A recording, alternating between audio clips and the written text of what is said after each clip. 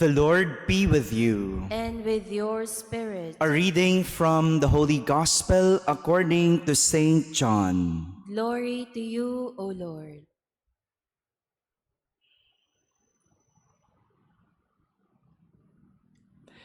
Jesus said to his disciples, "When the Advocate comes, whom I will send you from the Father, the Spirit of truth who proceeds from the Father, he will testify to me. And you also testify, because you have been with me from the beginning. I have told you this so that you may not fall away. They will expel you from the synagogues. In fact, the hour is coming when everyone who kills you will think he is offering worship to God. They will do this because they have not known either the Father or me.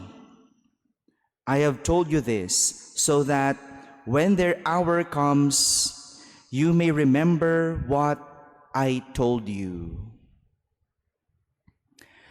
My friends, the Gospel of the Lord. Praise to you, Lord Jesus Christ. Good morning, my dear brothers and sisters. We are now in the last week of Easter, and on Sunday, we will celebrate the ascension of Jesus to heaven. And that is why this week we will be hearing Jesus give assurances, his goodbyes to his disciples, because he will be leaving. He will give assurance to his disciples about the days to come. Jesus will no longer be with his disciples, and this surely will weaken them. Mapanghihinaan sila.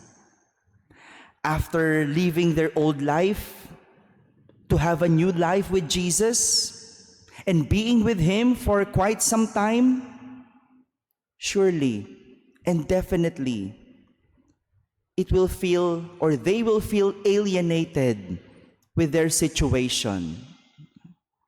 Kasama mo lagi eh. Iniwan mo na yung dati mong buhay. Bago na yung buhay mo.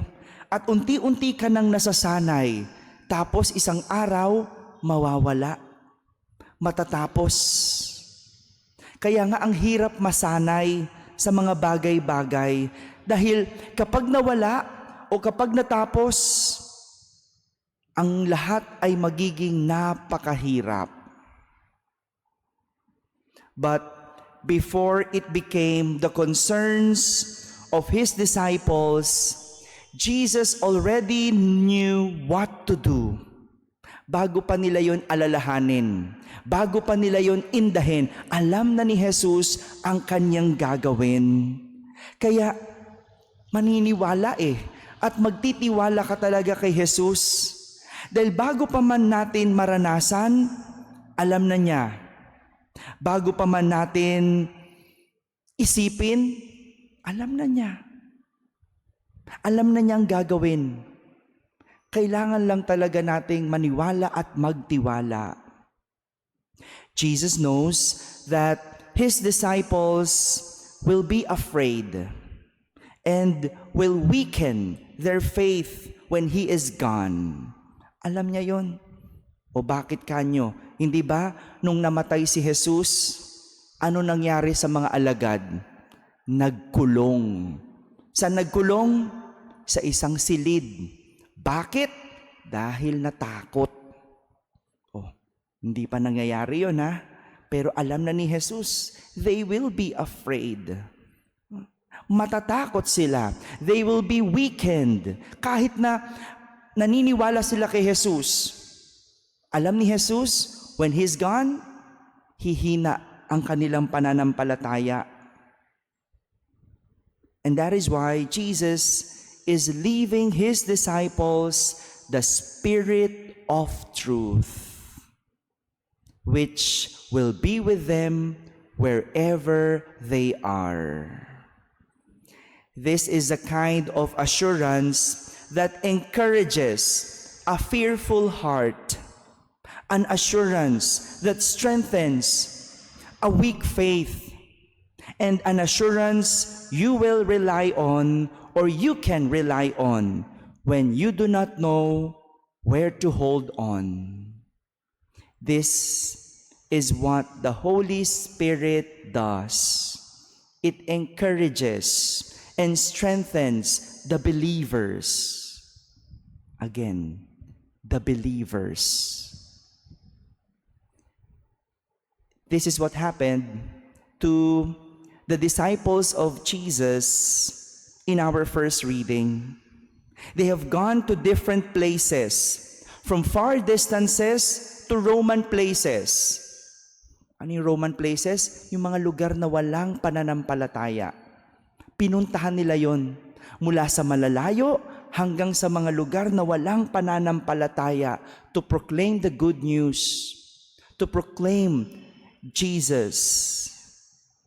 They may have the passion for the mission, but it is the Holy Spirit that sustains them.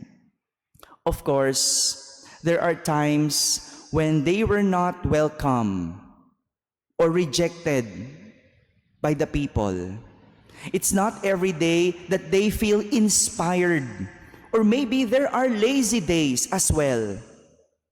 Like us, di ba? Hindi naman lagi we are inspired. It's not all the time that we feel passionate. It's not all the time that we feel good. And I admit that it's not all the time that we feel the presence of God. It's not all the time.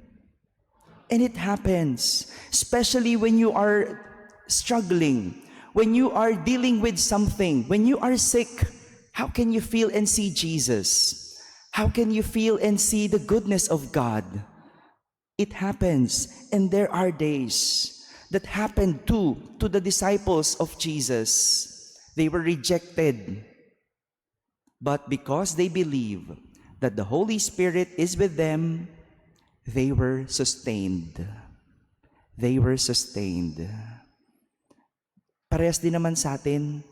We always and also experience the same thing. The question is, do we side on the spirit of truth, or do we side on the spirit of lies? When you are discouraged in life, do you believe in the spirit of truth or the spirit of lies? Kapag nadi-discourage ka ba, sinong pinakikinggan mo? Ang boses ng katotohanan o ng kasinungalingan? Hindi mo kaya? Suko na? Tigil na? Kalokohan lang yan. Huwag mo nang ituloy. There are spirits within us that we hear. But remember, it is only the Spirit of truth that Jesus left His disciples. My dear brothers and sisters, surely there will be weak moments and even discouraging days in our lives, as if nothing makes sense. But do not forget that the Holy Spirit is with us. So pray to the Holy Spirit. Siguro nalilimutan lang natin. Pray to the Holy Spirit because He is the advocate who will keep us whenever we are about to give up. Amen.